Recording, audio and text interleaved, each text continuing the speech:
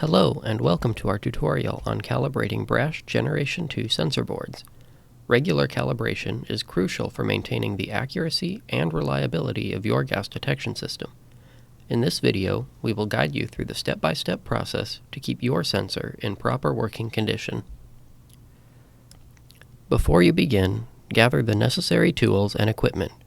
You will need a cylinder containing the correct concentration of target gas, 100 parts per million for CO or 5 parts per million for NO2.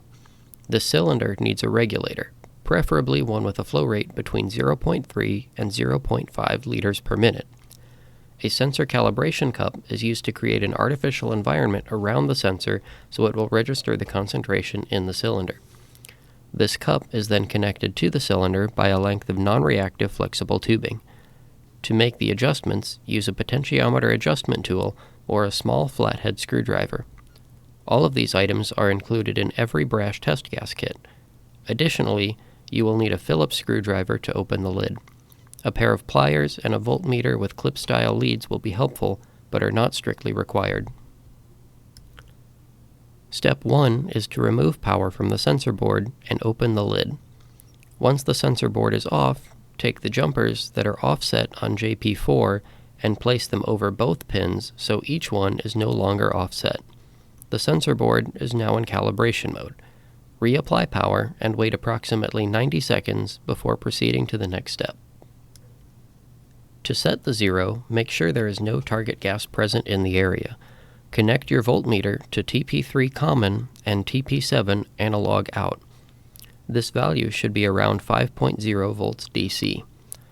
Zero calibration will adjust for minor variations here, but using the R2 potentiometer to set this value as close to 5 volts as possible will yield the best results. Turning R2 clockwise will decrease the value, while anti-clockwise will increase the value.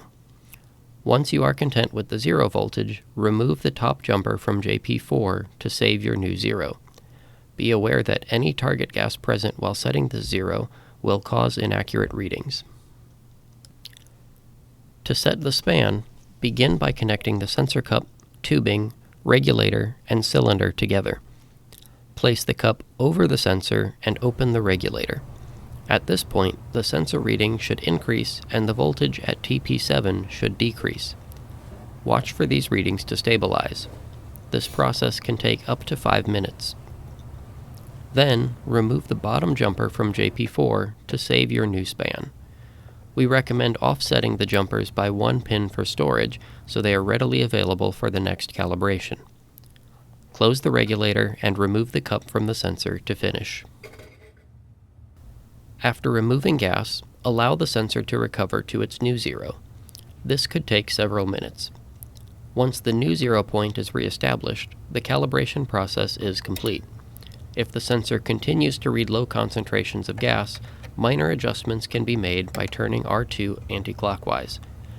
If an invalid calibration message appears, restart the calibration process. Consult the manual for a full list of errors.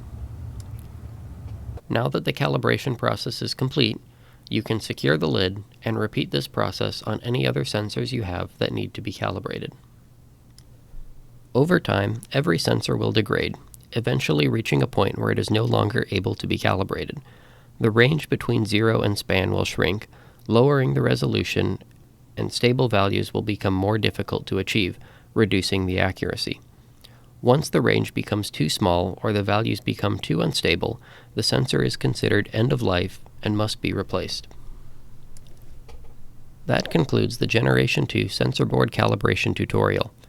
Written instructions, including a list of required equipment, can be downloaded from the link in the description. For more information, visit our website, brashenvtech.com. Thanks for watching.